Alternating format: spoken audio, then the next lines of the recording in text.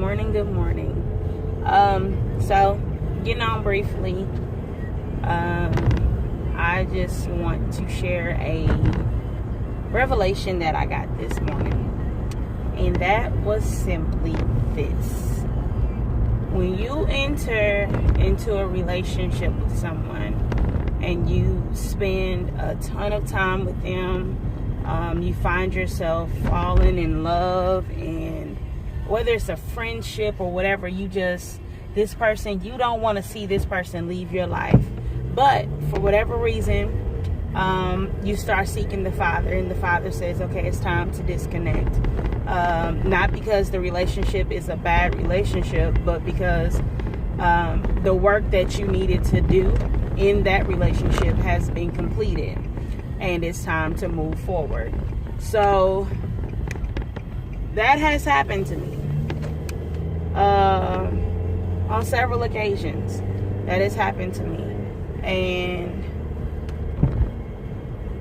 this time it was a little bit different because the person did absolutely nothing wrong. Amazing person, still a friend, but this individual, I had to make a conscious decision to choose the promises God has for me. And I started to feel like, I had peace with my decision, all of that. But then it was like some time had went past, and I started to feel like, dang, something's missing.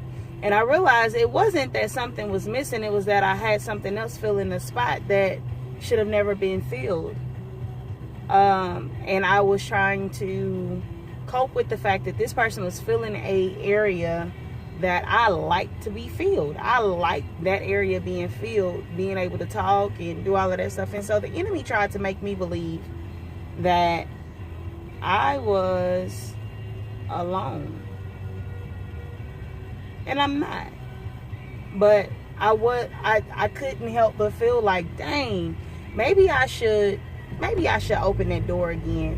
And I heard the Father clear as day say, that's not a door I need you to open. You only want that individual to be a part of your life in that magnitude because they were already there.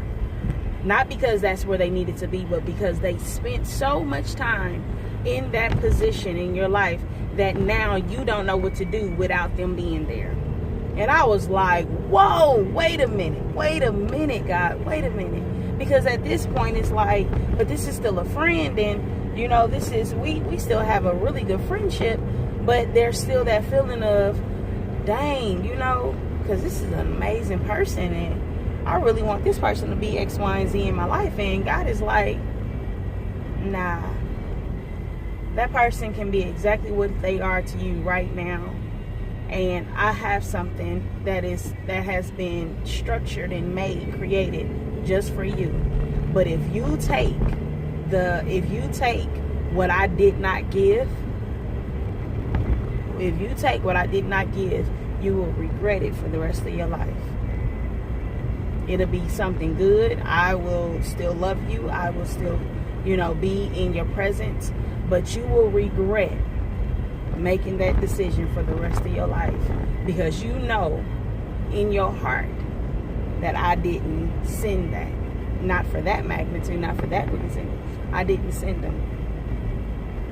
I said, all right, God. So now I know that even though,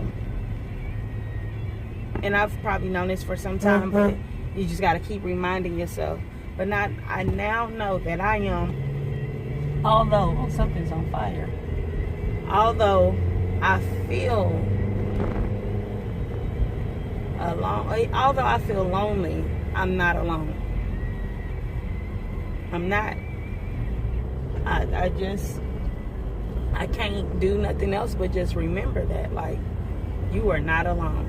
You do not need a person to fill the void that God himself can only fill.